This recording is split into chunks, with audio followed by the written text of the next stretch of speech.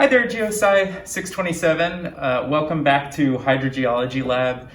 By now, I think you're all aware of the bad news, which is that unfortunately for the next 2 weeks, we're going to be doing all labs as well as classes virtually. So unfortunately, we had some hands-on experiences that you're not going to get to do hands-on. You're going to have to do through video. The good news is I get to take my mask off and you actually get to see me for once. Hopefully, we'll get to see you in video throughout the rest of the semester too. What we're going to study today is we're going to do a little bit of investigation into measuring porosity using a lot of different methods, or 2 different methods in particular. And then during the second part of the lab, which is going to be pre-recorded as a separate video, you're going to investigate a little bit about Darcy's Law, you're going to look at storage in a sandbox aquifer, and think a little bit about the things that contribute to storage, as well as how aquifers behave during pumping tests. A little bit of a preview of some of the things we're going to do later in the semester. So I'll go ahead and get started now with a bunch of the hands-on materials and take some measurements for you, and you're going to use those in your computations for this lab.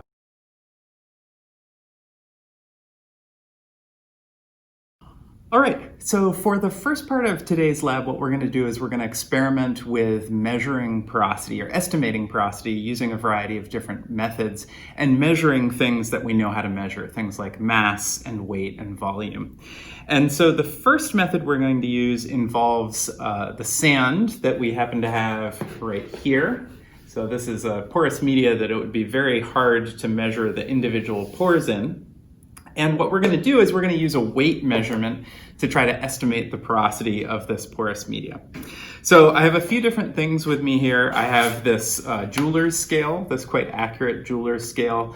These are really nice. You can get them on Amazon for something like 20 bucks and they fit in your pocket. And we're going to use this graduated cylinder here to measure the volume of the material we're talking about.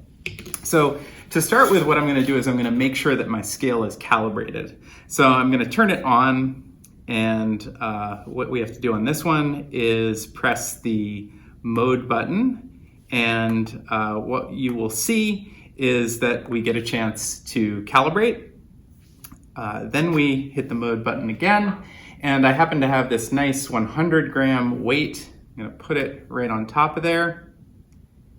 And when I do, I get a nice notice saying that it's passed and it's measuring exactly 100.00 grams on here. So we're going to want to measure the mass of the sediment that we're putting into this graduated cylinder. To do that, we're going to have to subtract out the weight of the graduated cylinder. We can do that in a couple different ways. One way is to just put it on top of here and measure the mass of this graduated cylinder. All right, so what I'm going to do next is I am going to take some sand and I'm going to fill up this graduated cylinder to about somewhere between the 25 and 30 milliliter measurement on there.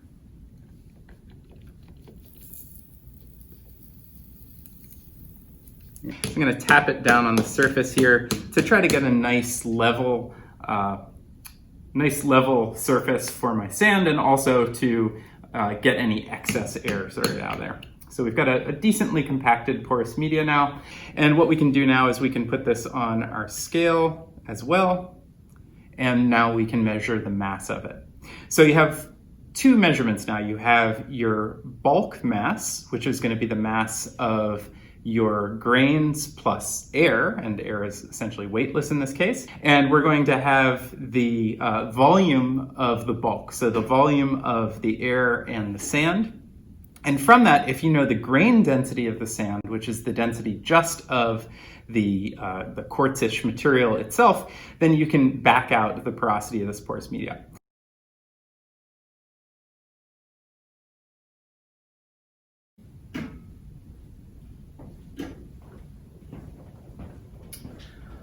All right, so now we're going to move on to our second method of estimating porosity. Now, as you think about your answers to these questions, I want you to think about both the accuracy of the measurements you're making in the first case with the mass of the sand and the volume of the bulk. And I also want you to think about some of the conceptual assumptions or things that might affect our computations as well. So think about those in the context of how they could vary your answer as you're answering questions about accuracy and uncertainty. But we're going to do a second method now, and this is a little bit more direct. We're actually going to try to measure the volume of the pore space in a porous media. And for this one, I'm going to use sort of synthetic porous media here, which is these BBs. They're a little rusty looking because they've been used for this experiment for many years. But as you can see, these BBs are in a vessel which has some milliliter markings on it. Now what we're going to do is we're going to use this burette here, which I've filled with water and dyed it a little green just so you have a better chance of seeing it, is we're going to look at how much volume it takes to fill up a certain amount of the pore space here. So I'm going to shoot for this line here, which is 60 milliliters on this vessel. And I'm going to try to get the water level to come right up to here to the 60 milliliter mark in this vessel. When I've done that, we'll know how much volume of water we had to put in to fill this vessel with beads and water up to the 60 milliliter mark. So that'll be our total volume. All right, so with the burette, the first thing I've got to do is I've got to take a look at the measurements here, and I'm going to empty it out until the burette is reading 0 milliliters. So I'm going to empty out some of the fluid here, watch the water level drop, and right about there. Looks good. So we're at 0 milliliters now, and as the water level drops in this burette, what I'm going to get is I'm going to get a measurement of how many milliliters left this burette and went into the porous media. So I'm going to watch the porous media now here, and what I'm going to try to do is see when the water level in this vessel comes exactly up to the point where the water is at the 60 milliliter mark. So I'm going to very gently run water into the porous media here. And one thing you're going to notice is how easy or difficult it is to measure the water level in this vessel as you're pouring in water from the burette.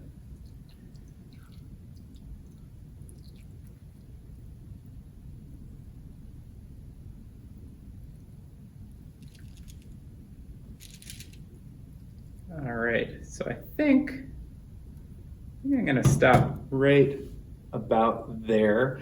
But I want to look at how much water left my burette here. And I can now make a measurement of what the water level is, how many milliliters have left this burette into this porous media. So I'll give you some close-ups of the measurements of both of those, and that'll be your measurements for the second part of the lab.